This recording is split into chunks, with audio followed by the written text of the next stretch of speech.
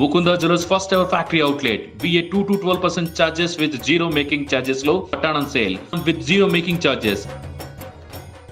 నమస్తే, welcome to Telugu బావ TV. ఇప్పుడు కొండ సురేఖ చేసిన వ్యాఖ్యలు, మంత్రి కొండ సురేఖ చేసిన వ్యాఖ్యలు తెలుగు రాష్ట్రాల్లో హాట్ టాపిక్గా మారిన పరిస్థితి. నాగ చైతన్య సమంత విడిపోవడానికి కారణము కేటీఆర్ అని చెప్పేసి ఆమె మీడియా ముందు బాహటంగా చెప్పిన పరిస్థితి. సో ఇదే అంశం మీద మనతో మాట్లాడడానికి ప్రముఖ నిర్మాత నట్టి కుమార్ గారు ఫోన్ లైన్లో ఉన్నారు. వారితో మాట్లాడే ప్రయత్నం చేద్దాం. సార్ నమస్కారం. సార్ నమస్కారం సార్, ఏంటండి ఇప్పుడు కొండా సురేఖ చేసిన వ్యాఖ్యలు ఎట్లా చూస్తారు? మీకు ఎట్లా, అసలు మీకేమనిపిస్తుంది? అంటే ఒకటండి, ఫోన్ ట్యాపింగ్ అయింది అనేది నిజం. ఆ ఫోన్ ట్యాపింగ్ ఆల్రెడీ ఎంక్వైరీ నడుస్తుంది. ఆమె నిజం లేకపోతే ఒక బాధ్యత గల మినిస్టర్, ఆమె ఇప్పుడు గవర్నమెంట్ నడుస్తున్నప్పుడు ఆమె అబద్ధం చెప్పాల్సిన అవసరం లేదు. దాంట్లో ఎంతో కొంత నిజం ఉండి ఉంటుంది కదా. అందుకే నిజం ఉండి ఉంటుంది. ఎందుకంటున్నానంటే, నేను ఎందుకు కొట్టలేమంటున్నానంటే, గతంలో అందరినీ కలిపి డ్రగ్స్ లో ఈ డ్రగ్స్ వాడుతున్నారు అని తీసుకుని వెళ్ళి అందరినీ కూడా మొత్తం టోటల్ గా చేయించారు. ఇప్పుడు రిపోర్ట్ సబ్మిట్ చేయమని చెప్పారు. 4 సంవత్సరాల తర్వాత అందరికీ క్లీన్ చిట్ ఇచ్చారు. అంటే దాంట్లో ఒక్కరు కూడా శిక్ష అనుభవించారు, ఒకరు కూడా తప్పు చేయలేదు.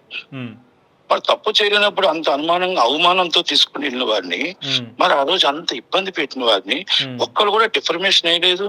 మాకు ఇంత నష్టం జరిగింది, మా పిల్లలకి అందరికి అవమానం పడటం అని ఒక ఇండస్ట్రీలో ఒకరు కూడా వేయలేదు.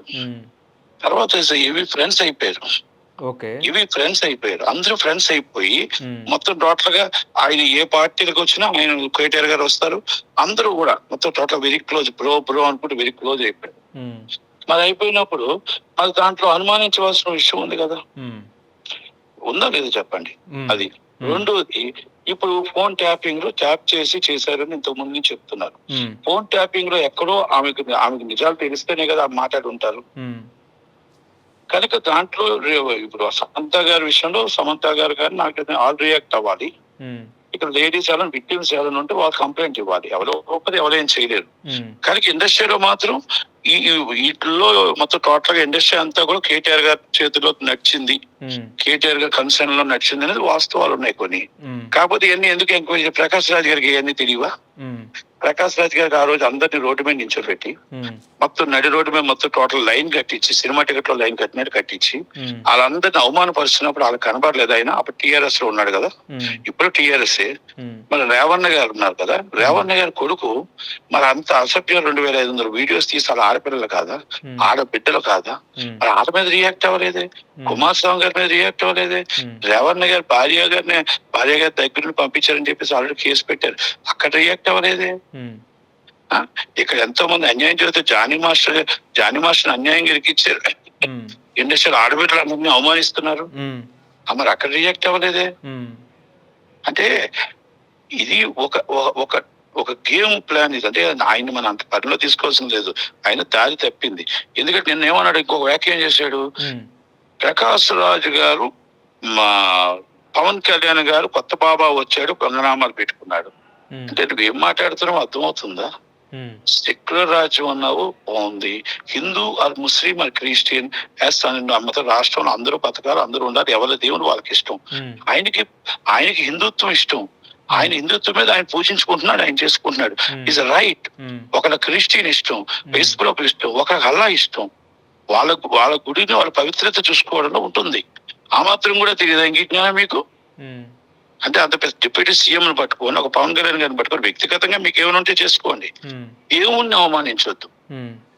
ఏది తప్పే, ఎవరిని అవమానించినా, ఇది ఏ హిందూ ఆర్ ముస్లిం క్రిస్టియన్ ఎవరిని అవమానించినా తప్పే. కానీ ఒక ఆడపిల్లని అవమానించడం కరెక్టే అంటారా?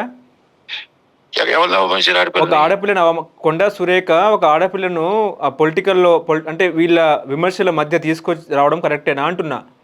ఏమండి, అది సురేఖ గారు చెప్పారు అంటే ఆమెకు మినిస్టర్, సీనియర్ మోస్ట్ ఎమ్మెల్యే, ఆమె ఆల్రెడీ చెప్పారు అంటే ఏముంటుందని క్లారిటీ ఇవ్వాలి, లేదా ఆయన విచారణ జరిపించుకోవాలి ఎవరు, కేటీఆర్ గారు. ఓకే, అది ఇండస్ట్రీ చనువుగా ఉందనేది వాస్తవం. ఇప్పుడు వాళ్ళు ఆమె చెప్పిన పేర్లకి వాళ్ళు క్లారిటీ ఇవ్వాలి.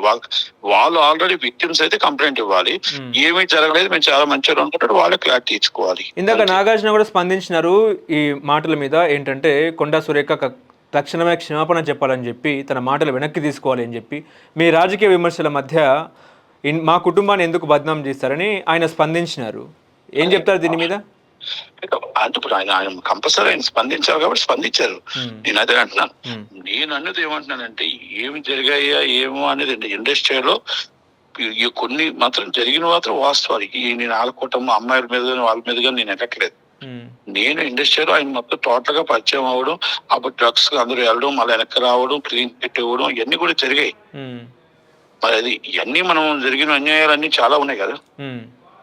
అవన్నీ నేను చెప్తున్నాను తప్ప దాంట్లో వాళ్ళు క్లారిటీ ఇచ్చారు కదా. వాళ్ళు దానికి ఆమె విట్నెస్ ఉంటే ఆమె బయట పెడతారు అంతే. గవర్నమెంట్ చూసుకుంటుంది. ఇప్పుడు ఆమె దగ్గర ఆధారాలు ఉన్నాయి కాబట్టి కొండా సురేఖ ఇలాంటి వ్యాఖ్యలు చేసిందని మీరు అనుకుంటున్నారా? ఫోన్ ట్యాపింగ్ కంపల్సరీ లేదు. ఆమె బాధ్యత గారు మినిస్టర్. ఓకే, ఆమె పవర్ఫుల్ మినిస్టర్, బాధ్యత గారు మినిస్టర్ కదా. కంపల్సరీ అవన్నీ ఉండకుండా ఎక్కడ చెప్పకుండా ఇక్కడ చెప్పరు కదా. ఇప్పుడు దీని మీద సినిమాటోగ్రఫీ మినిస్టర్ ఏమైనా స్పందించే అవకాశం ఉందా? కంపల్సరీ స్పందిస్తారు. కంపల్సరీ స్పందించి ఎంక్వైరీ చేయాలి. ఎంక్వైరీ చేసి నిజంగా తేల్చాలి. విక్టిమ్స్ ఎవరైనా ఉంటే కంప్లైంట్ ఇవ్వాలి. నిజంగా కేసీఆర్ అందరినీ సినిమా ఇండస్ట్రీలో కొంతమంది హీరోయిన్ డ్రగ్స్ అలవాటు చేసినాడా? అది చూడలేదు కాబట్టి మనం చెప్పడం.